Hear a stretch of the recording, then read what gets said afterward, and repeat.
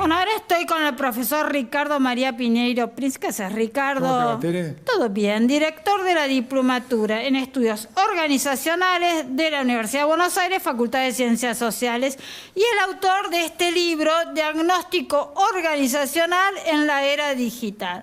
Bueno, contanos un poquito quiénes pueden hacer la diplomatura y de qué se trata el libro. Sí, bueno, la diplomatura, toda aquella persona que tenga interés en estudiar los temas organizacionales puede meterse en la página web de la UBA y enterarse de qué temas son. Son 120 horas en donde se analiza en 4 módulos todo lo que tiene que ver con los estudios del mundo de las organizaciones. Pero una gran pregunta que nos hacen es, no es solamente sector privado, sino privado, público, ONG, hospitales, sanatorios, sindicatos. ¿Sindicatos también? Sí, en donde se estudia de manera muy reflexiva qué es lo que pasa en las organizaciones.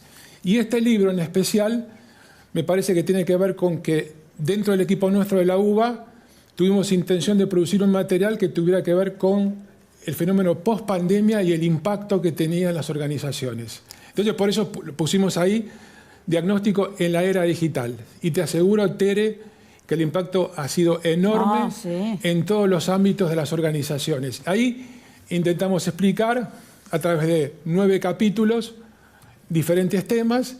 Yo te diría... ¿Cuáles son, perdona, las organizaciones más rígidas, que les cuesta más el cambio, las más paternalistas, las más apáticas? O sea, pues yo calculo que a todas les costó, pero ¿cuál es el tipo de organización más dura para el cambio? No sé es que hay un capítulo ahí que hablamos de cultura organizacional.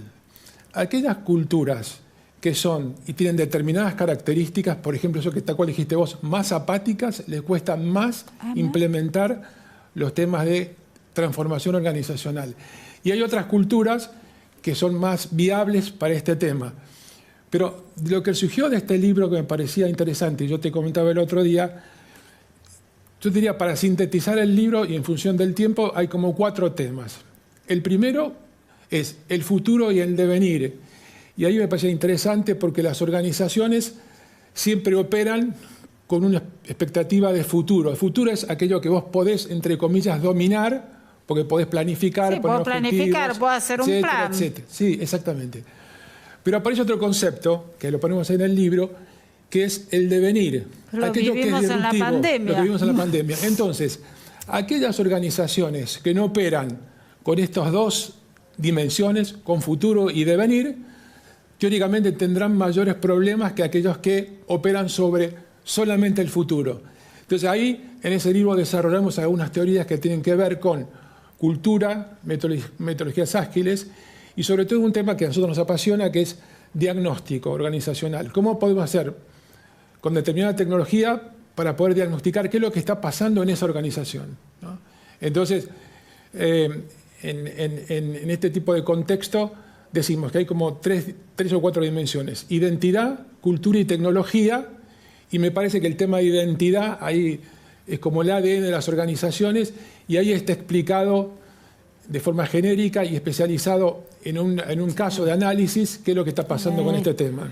Y realmente creo que la pandemia fue durísimo, pero la parte, si podemos decir, buena fue que todos nos tuvimos que acomodar a la era digital, o sea, no quedó otra, a lo que por ahí íbamos a hacer en 2 años, 3, lo tuvimos que hacer en 20 días, creo, o sea, entonces, fíjate, esa puede ser la parte buena o tampoco. No, lo que tiene, digamos, en principio, como cuestión de fortaleza en términos de análisis organizacional, que algunas prácticas que antes no podías operativizarlas, por motivo de la pandemia las vas a operativizar. No quedó otra. Aquel tipo que de alguna manera en su empresa familiar no quería digitalizar, tiene que digitalizar. Sí, lo vimos en educación. Aquellos profesores que se negaban o que les costaba mucho la tecnología, o sea, no, yo hablo desde el área de educación, o sea, la tuvieron que imponer, se tuvieron que adaptar, o sea, tuvieron que aprender todo, porque si no, o sea,